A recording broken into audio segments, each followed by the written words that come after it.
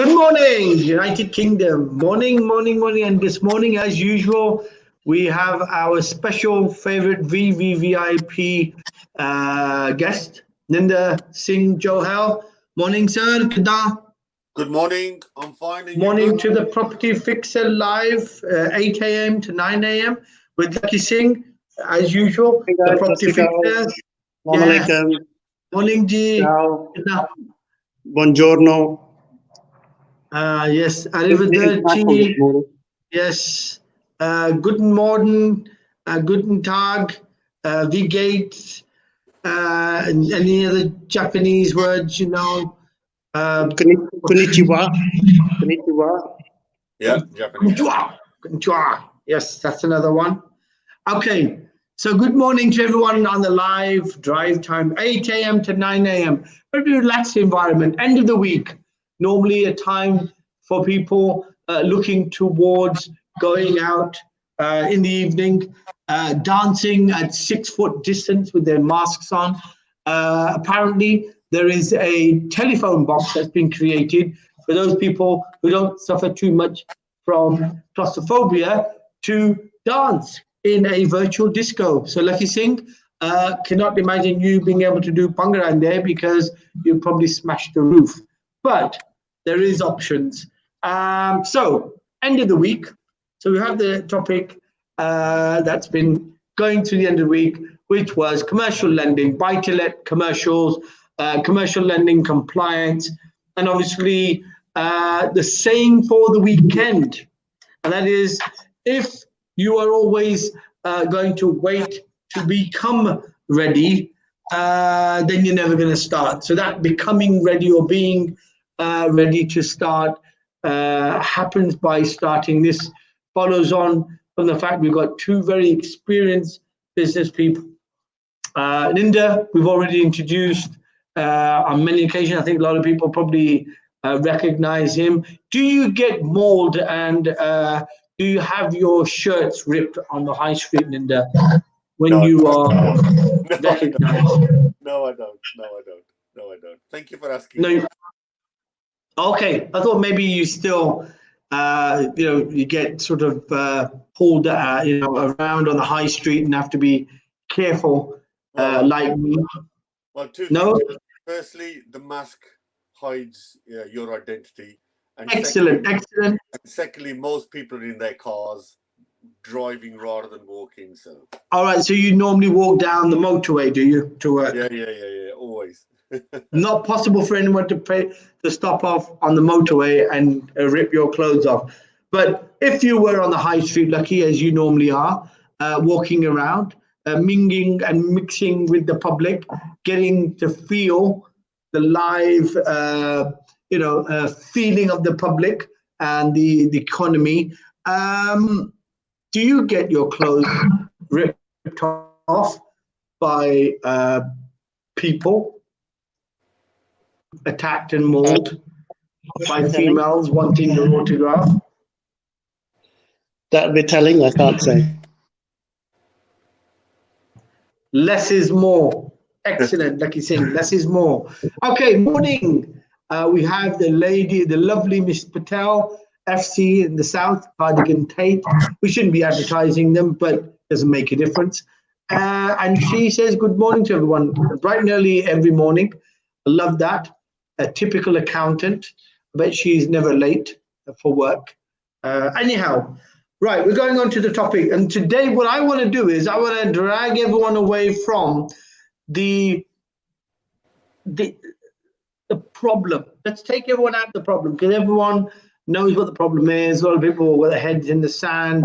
We know things don't really look too bright. I want to tap in to the mind of both of these businessmen. So I want to tap into the mind of Ninda. I want to tap into the mind of Lakhi Singh, the property fixer, to find out what it is he does in his daily activities, or both of them do in their daily activities. How is it they're actually managing their businesses with these problems? Because the problems are going to have an effect on everyone. Nobody's going to be safe from the problems that seem to be impending. So one of the questions that was and I think it was actually Sejong who raised the question that you've got a lot of companies out there who are taking bounce back loans, using that money to pay off various debts or manage their juggle their cash flows, but they're not really using it for the purpose that bounce back loans have probably been designed, because there isn't any business happening. They're basically trying to keep their payroll buoyant, probably taking money and using it for other costs, but showing it for another cost. And I'm not going to, make it a controversial topic. But the point I'm making is that she says, and I think she's right, that the end product of when the bounce back loans finish is going to be that there's no real live business going on because the economy hasn't been able to kickstart itself.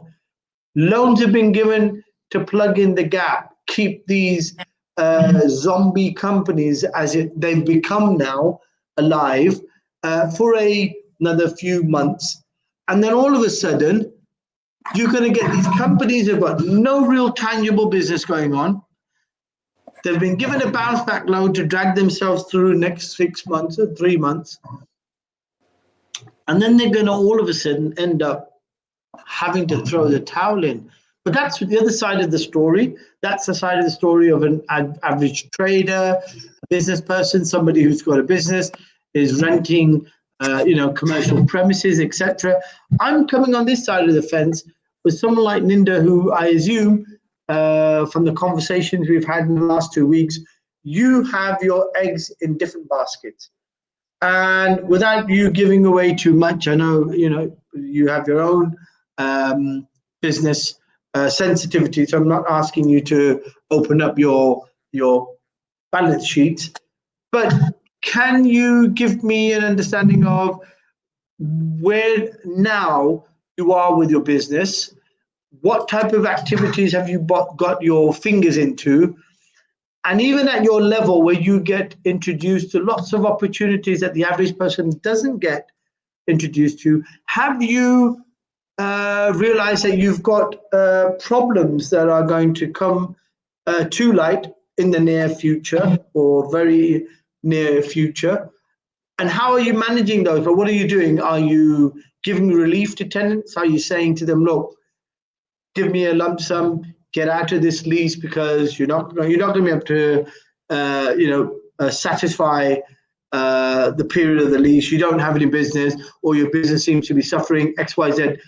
Give us a flavor of what you're doing, what all the main activities are.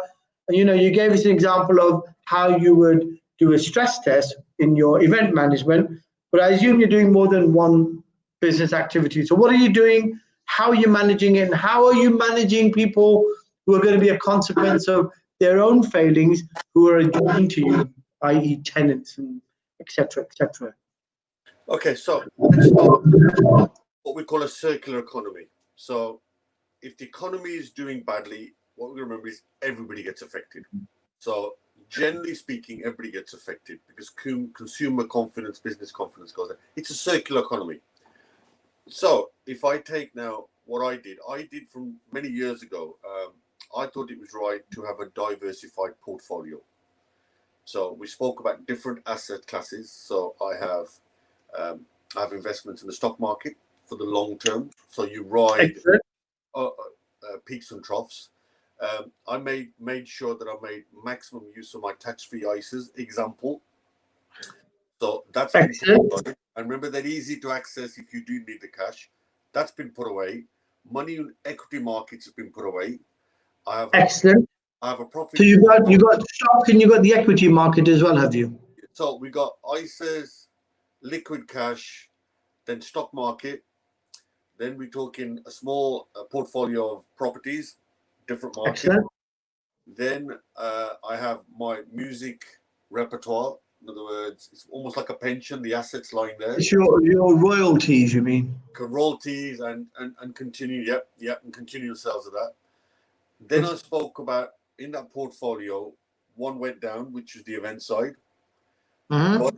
But what I did was I looked at the skill set that was involved in running an events, picked up that skill set and transferred it into the publishing arena, and now we're publishing a magazine. A magazine. So are you saying the event has now become more the publishing side now, and the events are now sort of technically closed shop? Is that right?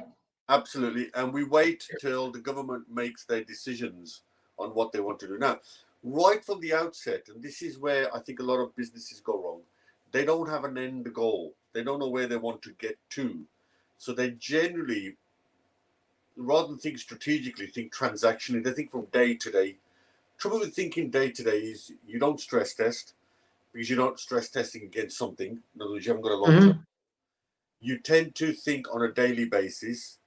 You tend to be more crisis management and problem driven rather than long term driven. Now, because, and I think I said this, what we did as an exercise at Natural, that every month we would have a meeting and we would consider ideas that we would like to do, but potentially either don't have the manpower, the time, or the finance to do, whichever one it could be.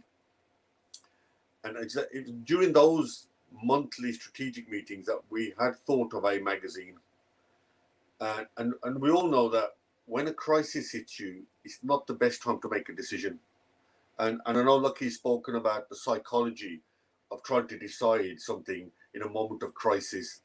And you tend to be rather blinkered rather than viewing all your strategic options. It's good to have those strategic options before the crisis happens, because that way you've thought it out. And as Lakhi Singh said, when you sit opposite someone. Okay, I'm gonna hold that thought there, Ninda.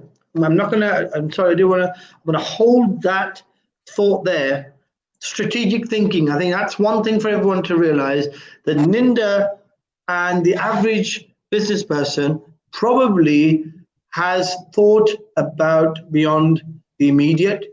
So even if you're just in property or in a business, have you really thought where this business was going? Was it a franchise for a cleaning contracting company, and all you thought about was, right, I've got to pick up X number of contracts and I'm going to be breaking even, and then after that I'm going to be making X, Y, Z. But did you really think beyond the franchise? Because a lot of people who go into franchise are looking for shortcuts. They're looking for that which is already been tried and tested. It's just a brand they've got. They don't have to work hard at rebranding themselves.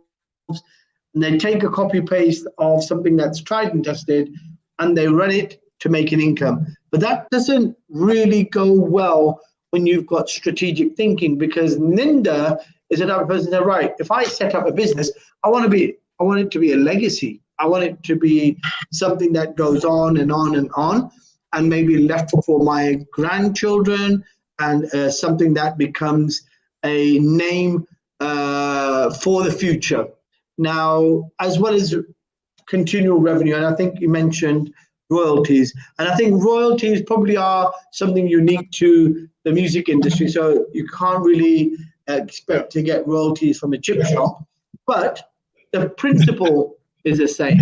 So we go over to Lakhi Singh, now talking about strategic thinking. I think you've mentioned it on a couple of occasions. You've been doing this particular planning and message giving out and telling and warning and talking and consulting and advising for how many years? It's been almost about 15 years now, doing most sort of consulting to people with property portfolios. Sorry? Yeah. It's been about 15 years now doing that. 15 years. And was this really something you realized was going to be this environment we're in now, the Armageddon, or the juncture that we're at? Do you feel there is a purpose behind this major crash where even the banks are not lending, businesses are now shut, unemployment is rising, COVID has been thrown into the pot as a spice to that recipe? Tell me, did you plan or foresee this? To be very honest, Yes, I want you to be honest. before I say anything, sounds a bit like Donald Trump now. I think there's a boom and bust cycle in the way that the global economy works. And every 5, maybe 10, 20 years, there's a major bust and there's a major boom. And unfortunately, a lot of people have very short memories. They don't always think about what's happened. They don't really want to think about the bust. They just want to think about the boom. So yes, I would say the answer is yes. We predicted that this would happen. And literally, we had a very high profile TV personality that came to the office in mid-February, and we said that within a few weeks or this year, in the next few months, there's going to be a major crash, and then you'll be picking up properties at maybe half the price that you're doing today. I think the feedback we had from that meeting is that Lakhi Singh is arrogant. Now, the question is, if you tell people too much information and you need to maybe tell them in small doses, because they're not really going to be able to comprehend what's happening. Because if you're sitting in the heart of Mayfair and you're talking to ultra high net people who've got billions of pounds, to the common person with one house and a job, which I do as well, you get to see pretty much everything that's happening, and you can actually read between the lines. So somewhat we've been blessed that we were able to actually see what's coming, and I've been warning lots of people with portfolios for the last 10 years that a lot of the principles that Ninda's actually brought out a bit more clarity, because he's got a wider business knowledge rather than just property. Mm-hmm. So is it confirming what he just said, that people are very short term in their thinking? They're just looking for the immediate, even in business, even in their business aspirations. When they set a business up, they're not really strategically thinking. They're just thinking, and they just want to get out of their 9 to 5. And some of these people who get into business are only getting into business because they hadn't got any qualifications, never went to school, for whatever reasons, personal reasons, family circumstances. We've had a very astute, a very honest Mr. Segal on, the brother of the famous Stephen. He also said, because of family circumstances, never got to complete his qualifications, never got to go to school, but ended up working. And he was in a cycle where every time he would make a success of something, somebody or forces above him would pull the plug. And obviously at his level, it was franchisees or distribution companies. But it just shows you that people don't think beyond their nose when they do business or they look at businesses. And I think what Ninda shows is having that ability to be getting your business by the horns. Now, an excellent example, event management company, he knows it's not going anywhere for now. 2 years, he said, right, I did a stress test, said no income for 2 years. Can I afford it?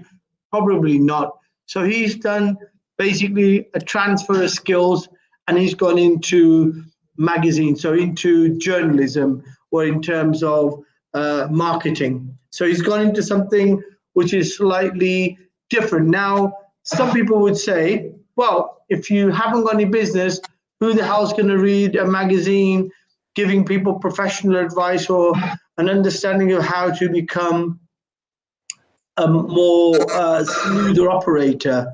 Well, I think the clever formula that Ninda probably has applied, and we're going to ask him now, is that ultimately the magazine is only a small cost. So most people will probably afford, a £2 or a £5 magazine, where they're not going to afford going to an event that's going to cost them £200-300. Was that the principle behind this, Ninda? No. What was the principle behind this change? No, the principle was a bit more strategic than that. So So we were in the, you're always going to start with what problem are you resolving? In other words, whatever you're deciding to do. So example, if you're in the property game, the problem you're hopefully resolving is that you're going to give accommodation to someone who needs it. So they have a problem, which is accommodation, whether it's commercial or property. So I started with, and my event started with, what's the problem I'm resolving through an event? And I think I mentioned this before, all businesses need promotion. All businesses need to meet other people that they can sell to and buy from. Excellent. And all businesses need to build a brand. So by coming to my events, they met high network individuals, potentially they could do trade with. They would meet people of their own peer groups who also run businesses, learn from them. But equally, they could also mix and learn from the keynote speakers. So those were the problems we were resolving. So when the event became a problem, I asked myself, right, can I still solve those same problems but using another vehicle? And the other vehicle was a printed magazine. So a lot of assets come out of that. Firstly, those partners that I work with, people like Porsche and Mercedes, I give them now another channel to do the same thing. So in other words, they promote their brand through my magazine rather than through events.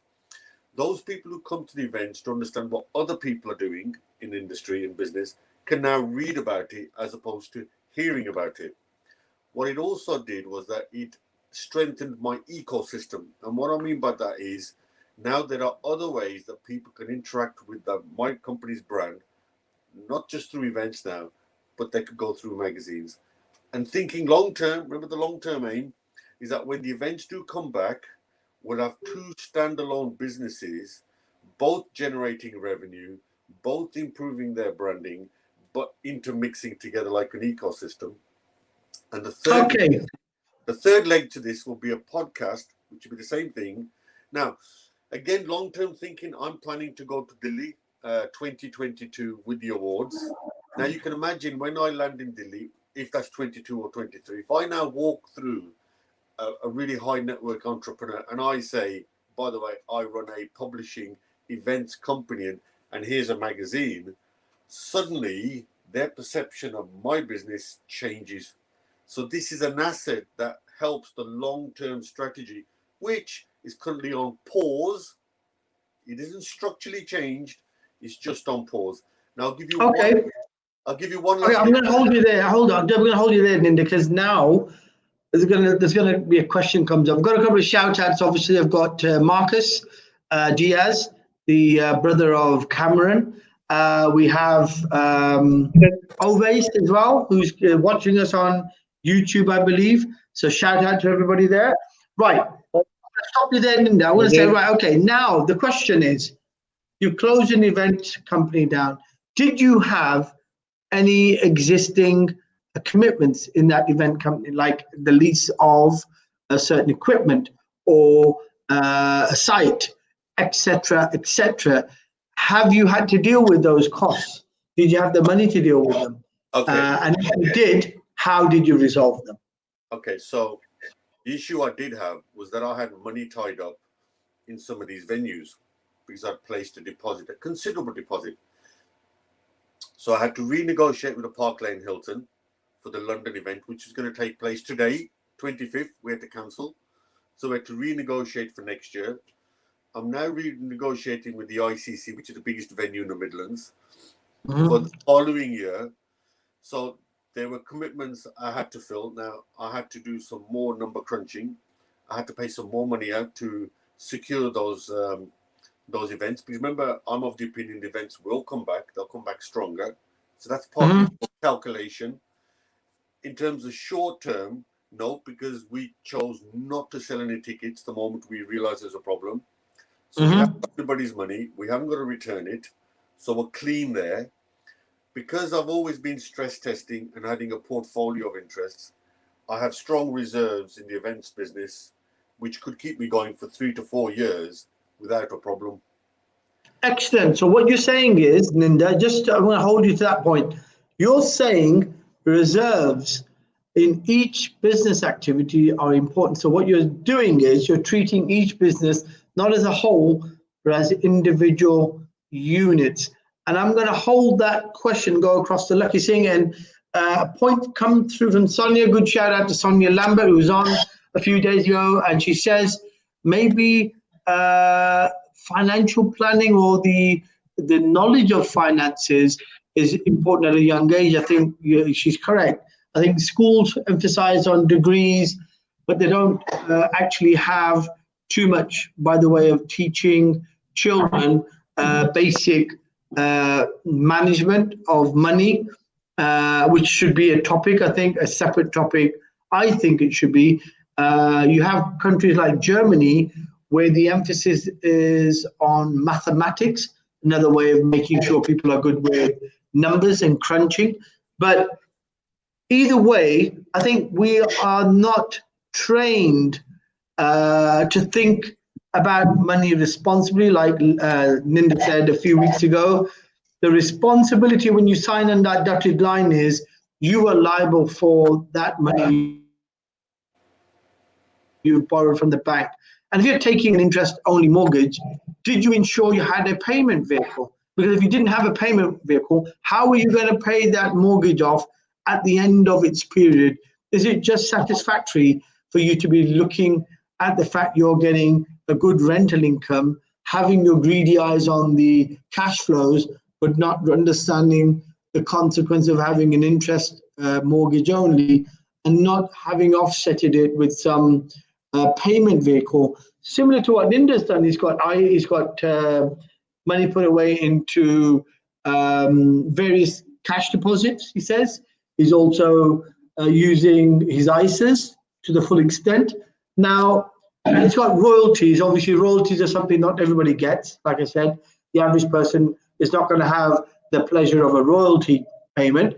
But tell me, Lakhi, is this not the common problem? And how are you now managing your business portfolios and the businesses you run? And we talk about strategic planning, seeing ahead. You knew this was coming. What is it that you are delivering to people, like Ninda's doing?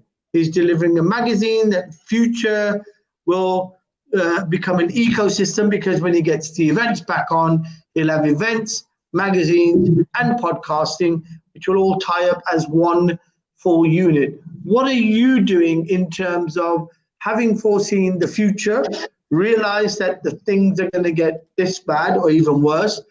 So what have you done? Have you done anything for the HR world in terms of unemployment in your models? Have you done anything for the property in terms of people with negative equity or problems in their properties? Have you got an ecosystem in your business?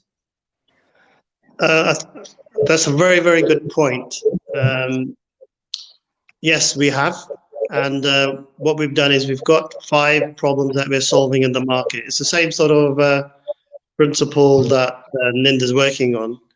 To keep it really simple, one problem that we solve is that we've got an income opportunity where people can offer our services out as associates and help others in the market. Okay. I think we mentioned it before. So this associate, you said, is at the moment on free because of the COVID.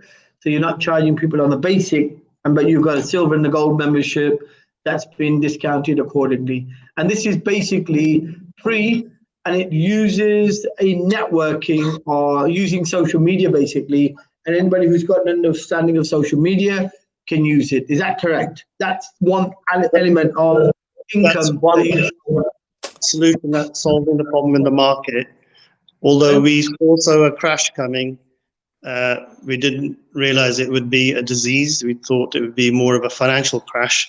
So in some ways, not something that we couldn't really predict, but in our model, we knew that there was a crash looming around the corner, primarily because of Brexit and global economic factors. Now, the other 4 problems that we solve in the market, to keep them really simple and basic, number 1 is we solve the problem of property sales and property buying. For buyers, we basically help them to source property anywhere in the UK at an excellent price. For a seller, we offer a 0% commission. We solve their problem because we reduce their cost of sale. And we've actually a crashing market, they're not going to be able to sell it easily, so they can access our whole database. So we're open to help. So that's solving problem number 2. Yeah. Problem number 3 is there are going to be a lot of repossessions and arrears and CCJs. All these things will become, let's just say, they will increase in numbers over the next 2 years.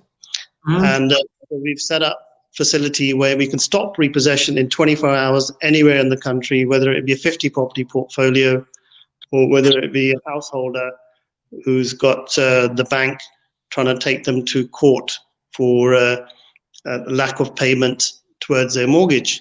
So that's solving problem number 3.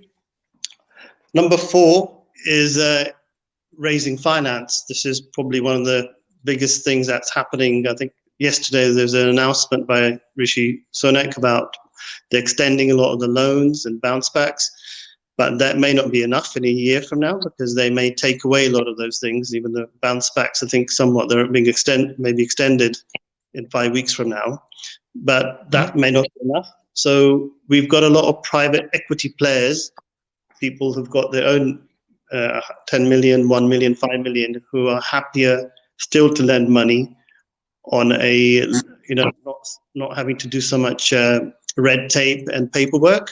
So that's solving problem number 4, which is raising finance through bridging, personal loans, business loans, very quickly in a very difficult market with difficult assets. Okay. The 5th problem, and this is the one that we talked about last week, I'm not sure if the viewers remember, is the problem of, let's just call it mortgage prisoners, people with mortgage arrears, and primarily negative equity, where people are stuck in properties that they can't get rid of, but yet they're caught by the bank. So we've got the ability to write off that debt altogether to zero and give them a clean credit report.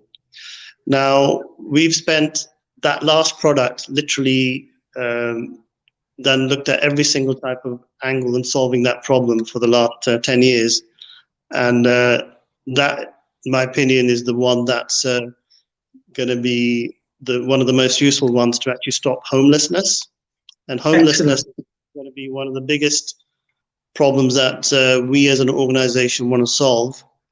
And hence we put into place lots of things that are catalysts to actually leading into that problem at various stages of the problem occurring, and primarily right at the beginning of it, rather than after event. So we basically try to work with the problem from a problem point of view, rather than just work on once the problem's happened to try and pick up something after it.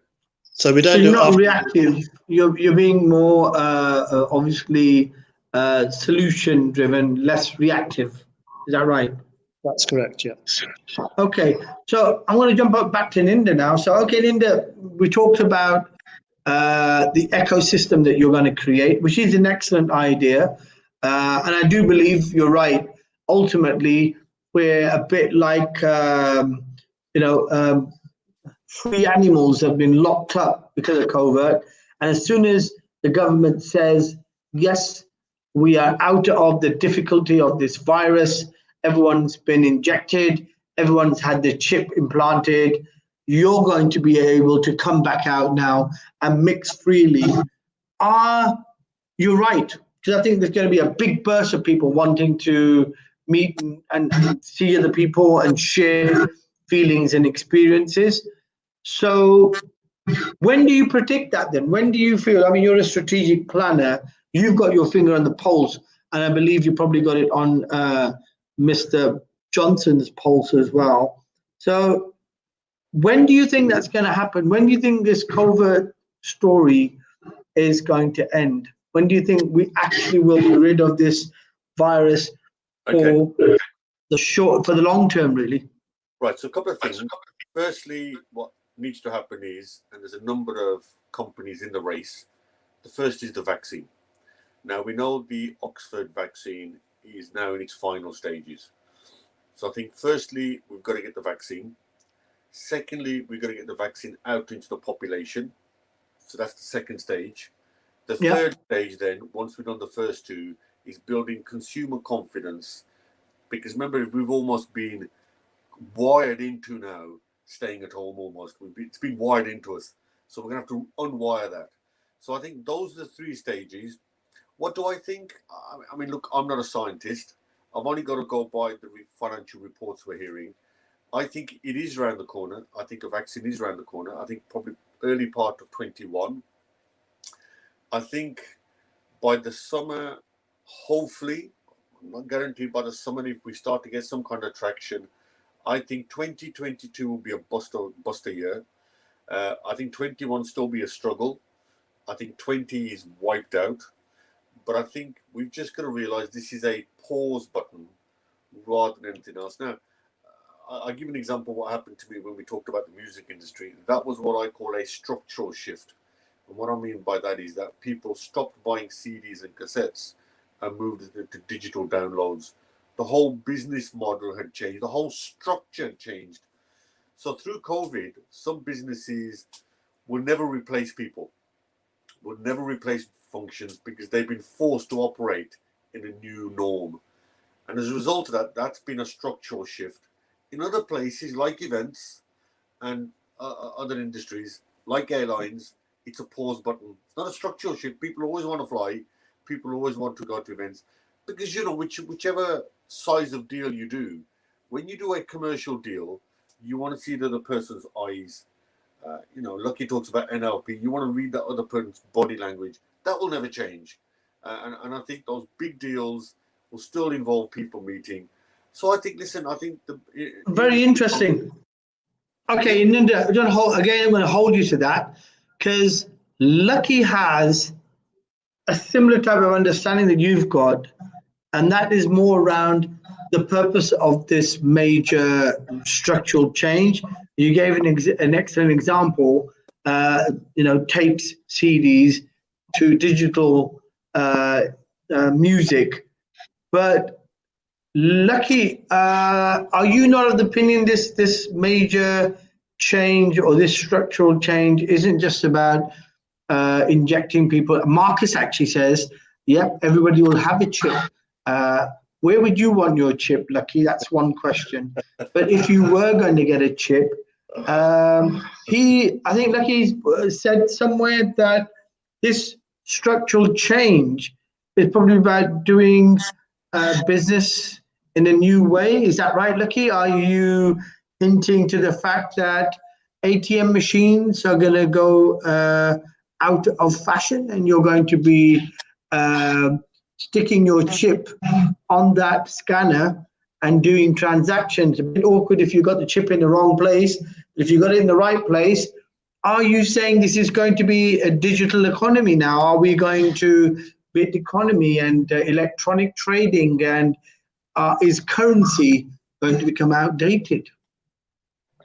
Okay, I mean, what tends to happen is what I say in public and what I stay behind closed doors is not always the same. Is I think there's a lot of judgment by the media and by social media platforms of what you say, and you can. I think recently there was a gentleman called David Icke who was interviewed by London Real TV by a guy called Brian Rose, and they got completely all his social media accounts got completely frozen, and he had to appeal, and it took him a few weeks to get his accounts back again because they got into this conversation, and it seemed a bit too real. So a lot of the platforms didn't like it. So that itself is an issue. So I don't really want to get into the ins and outs of all of that because it's highly controversial, and want to try and maintain our status on being on social media rather than getting chucked off. But I think to allude to what's happening behind the scenes is that we're moving towards a digital currency, so cryptocurrency, crypto coins, crypto cash. So you can basically, that's going to be the new wave in terms of the way things are going to go. And my bad guess is that it's going to be gold backed. So if anybody really wants to know what's going to go on to get a more of a weighted opinion, because you get the BBC sort of underlying undertones of what's happening. And then you might get something like the Kaiser report on Russian TV and Al Jazeera. And I think to get a worldview of what's really going on, watching these different channels will probably give people a better worldview what may happen, because Yeah, the BBC. I think the fact is, again, I mean, even if you're not looking at RT and Al Jazeera or BBC, the fact is the only reason, and this is common knowledge, the only reasons checkbooks are still being used is for the age pensioners, because they're not digitally savvy. So otherwise, checkbooks were supposed to be out of fashion about 3 to 4 years ago. So there is something happening. We agree. And I know I'm mindful of Ninda, because you're supposed to be flying off for an interview. I think helipad waiting, and you're going for an interview with, who are you being interviewed with, Ninda? Just interesting, if I can just pick up a couple of things around digitization. We are working towards a cashless society, without a shadow of a doubt. What COVID's done, COVID's accelerated that, because if you now think about any retailer, most retailers are encouraging you to use contactless. So I think we are working towards a cashless society. The role of Bitcoin is still speculation, largely because most of the monies or the things we touch is driven by central banks. So we think of Bank of England here, you got the Federal Reserve in America. They tend to like to dictate where the economy is going from a monetary perspective. So I think what the trouble with Bitcoin is, Bitcoin operates outside of that system. So I think until we get the politics right, and until central governments and central banks understand how to use Bitcoin, I think it will always remain, for the short term, speculative. Now, in terms of asset classes, again, we spoke about, Lakhi Singh mentioned gold. Well, gold went up 36% over the last 12 months, because when you have a crisis, everybody dives back to gold because they can feel it and they can touch it. But in terms of just general digital approach, from a property perspective, if you've got a lot of properties on the high street, I think you have to ask questions. What does that high street now look like? Will the high street become a semi-residential area? Will it lose some of its big anchor tenants? And if you've got a property portfolio around that, you're going to have to start to predict what the high street will look like in 24, 36 months. Part of that is an understanding of what your local economy is doing. What are your local councils thinking about the high street? Because it's going to be linked to property. If the high street starts becoming more residential, what's the impact on houses just outside the high street? How does that impact? How does it impact the role of HS2 and big roads and infrastructure projects? How will that affect things? And of course, with digital and super fastband and 5G coming, it means we can all now operate more from home. And if that's the case, and you have office property, in other words, you let out to other businesses like KPMG and all that, how are they feeling about populating those offices? And if you're a property owner with those assets, where does that leave you? So if you've got property in commercial, you've got property in high street, and then a bit like me, I've got property in industry. So in other words, I rent out units to people who run industrial concerns. We've been okay because the service industry's taken a battering, but manufacturers taken less of a battering. So you can't make widgets in your kitchen, but you can certainly work from your kitchen, but you can't make widgets. So that part of the property market has remained okay. Because you asked me at the outset, what have I done in terms of tenants? Well, I've been fortunate that part of the economy has been less tarnished than the others. But digital is here to stay. And it's excellent. So where will you, as a question, I hope you're not having to, are you having to go now? No, I've got another 3 minutes. Excellent. So you can try and stay with us at 9 o'clock. But just by the way, before I flip over to Lakhi, where will you have your chip planted? Me? Well, like Lakhi, we both wear turbans. So there's plenty of spaces. And by the way, at the top of the turban, right? I like that. Clever idea. Probably a good time for people to change religion. Lakhi Singh, you tell me, apart from the fact you're going to have your chip planted in your turban, tell me, is what Ninda's saying correct? Is the internet and digital economy here to stay? Is it a fad? Do you think we're going to be in the digital economy for the future? Is it going to be Buck Rogers? Is it going to be the future? Are we going to be virtually shopping in our bedrooms with our screens? And are we all going to be online? Will I have a relationship with you virtually in future? Most definitely. It's the underlying behind what's happening in the UK economy. There's a lot of digital startups in the cryptocurrency arena. It's a bit like the dot-com boom, but it's not being highlighted as a phenomenon because it doesn't really suit the BBC sort of, let's say, the media story that they want to put out. They want to just focus on COVID-19. They're not really talking about the real issues of what's happening. So if you watch programs like Click, or you start watching certain channels like the Blaze channel, which has a lot of different types of things coming up, you'll find a lot of innovation actually in this market. But anybody involved in crypto now could actually be like the next dot-com type millionaire type thing going on. So certainly a lot of people that are now startups which have got funds which are now investing heavily into crypto and expanding the gold market as well. Yeah. So maybe now this is that time that crypto is going to, like Nida was saying, central banks aren't recognizing it because it's not aligned with the real economy, as you call it. But there is an interesting fact, and I think this is probably what's going to confirm 36% jump in gold prices, that the American Federal Reserve has aligned itself with the gold as its standard.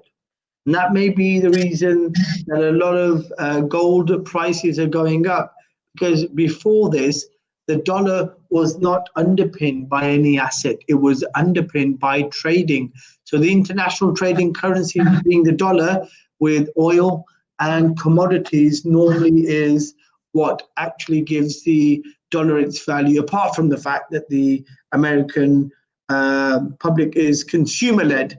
So consumerism and then international trade is what support the value of the dollar. But now they've actually decided to underpin the dollar with the gold. So the gold standard has also now been pinned with the dollar. That's probably why the 36% jump has taken place. We've got an interesting question from Amrik, who says, the property market's really volatile. You can't work out what's going on. Can't really work out why it's all sort of confusing. Is there an answer for that, Lakhi? Is it because of some particular reason? Is there something going on? Is there a flux? Is it that there's unsure of where the market's going? Is there going to be a major, is this the quiet before the storm? Can you tell us? I'll keep it a very simple analogy. If you look at what Ninda's done, he was in events and realized that events aren't necessarily going to be workable because of COVID-19. He's diversified. Property may have the same issue because you're going to have three issues. Local prices may drop if you're looking at capital growth. You've got the yields may drop because rental may not be as easy to achieve as it was in a buoyant economy. 3 is that you may not be able to get the finance you want and you may become a mortgage prisoner. 4 is that if there are not enough buyers on the market because the market's tight, people on furlough, you've got unemployment, you're not really going to be able to sell your properties as easily as you might have anticipated. You could be holding on for a long time if you don't sell now. So, yeah, I think definitely property is in flux. And if you're not stress testing what you're doing, like Ninda says, stress testing. Do you know what the answer is, guys? Stress testing, another make that clear. Stress testing. Yeah? Stress testing. I like that. I And think, stress testing doesn't mean you sit in a difficult position with your ankles and wearing no socks all night. Means checking the numbers, like Ninda says, keeping your. Okay, an interesting question for you, Ninda, comes back about the high street. You said the high street landscape may change. It may become a residential mixed retail. How will that affect the way that the high street is going to appear? Can that happen? Can you have W.H. Smith peeping into your underpants through the windows of your house while you're actually getting ready? Is that possible? so two things. Picking up the property problem. So firstly, if you now assume that people, because of digital, are working from home, then fewer people will need the desire to buy something in the city. So in other words, they don't have to now buy a house in the city or a flat to get to work quickly. So those prices will change. So residencies within cities, house prices will drop because the demand will be less. The nature of your purchase is now changing. So whereas before the kitchen might have been your most important element of the house, it's probably now going to be the garden, because everybody's now thinking, post-COVID, if this continues, I want to be able to work in the garden. So example, so a couple of those things change. Now back to the residential and the city centre. If the city centre is now going through a process of what we call reimagining, in other words, a reconfiguration, what you might find is that more pedestrianism, so they get rid of the roads, so you're now bringing people into those town centres who can now live alongside those shops. Some of those shops are changing because we're now buying goods through Amazon. And by the way, the reason why the stock markets are flying is the biggest share price lifts. I know it's a bit of a flux. There's what we call the FANGs: Facebook, Amazon, Apple, Netflix, Google. Their share prices have been flying because they're tech companies who rely on digital, and we seem to be buying a lot more stuff on digital. If we're buying more stuff on digital, we're going less to the high street. So the high street will have to change. Those who run retail outlets on the high street will have to change the way they sell. So it becomes a lot more of an experiential leisure activity, because people are now buying the ingredients. And it might be that now what you do is your shop is for somebody to come and touch and feel. But when they go home, they have it delivered at their pleasure, at their time. So okay. Things are changing. Okay, that's a confirmation of what we've been talking about. There's a shift. So digital economy, not just the finances, not the big banks, not cryptocurrency. This is just about the consumer as well. They have actually somewhat led that change. So Lakhi Singh, are you going to be ordering your chicken and chips online?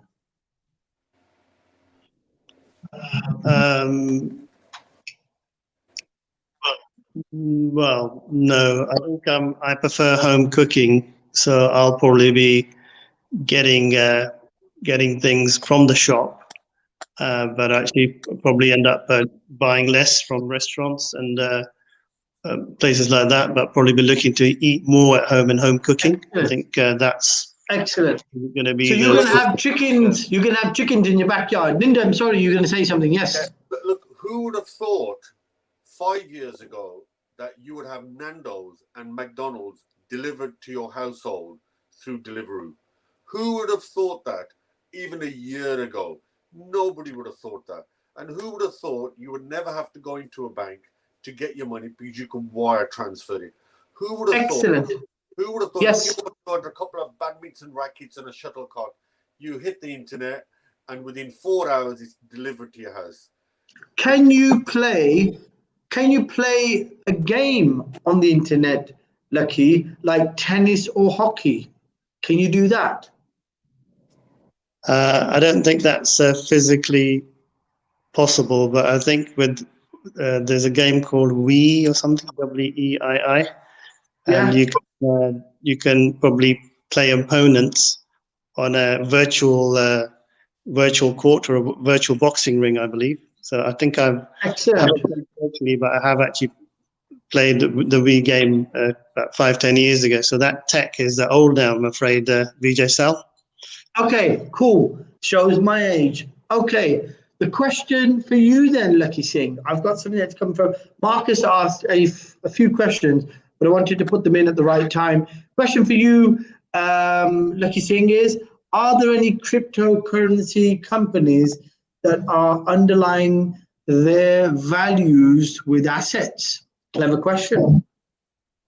And do you also, the other bit of information that's come from Marcus is that Goldman Sachs, I think, or JP Morgan's are actually trading in bit currency. Another reason that bit currency most likely will now start to become real. Yes, Lakhi Singh, question to you, sorry. So cryptocurrency property, I think definitely there's actually there's a lot of play going on where some assets are being actually purchased by crypto, half crypto and half actual sterling. Cash, sterling, yeah. So British sterling. So that is actually a phenomenon now. It's happening, and but anybody who's not involved in tech or involved in property at a very, like just at a basic level, they're not really going to know about that. So anybody that's doing high transactions, $1 million to £3 million transactions, a lot of them doing in part crypto now, and there's certain exchanges that are set up for that. So, Linda, can I ask you then, can you see me getting a crypto mortgage? Right, I think we have to have a bit of a warning here, and the warning is that there is no regulation around cryptocurrency, which is fine. I think back to our comment about long-term thinking, understanding the role of crypto within what you're doing and your ability to benefit and also to recover from a depreciation in value. So you mustn't go into this without some kind of understanding, is that just like the stock market, it can go up and it can come down. And it's all about risk assessment. It's all about calculating your risks. And remember, this is not backed by assets. This is not backed by assets. There's nothing tangible. And if tomorrow, if the value depreciates, then it's a bit of a difficult place to be in, unless you've got a portfolio of interests where if that depreciates, something else gains. And if it appreciates, great. Listen, you're in it. It's a bit like backing a horse, just like anything else.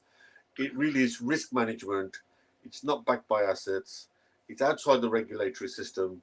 And therefore, if you do lose or if you benefit, great. But if you lose, you really have nowhere to go.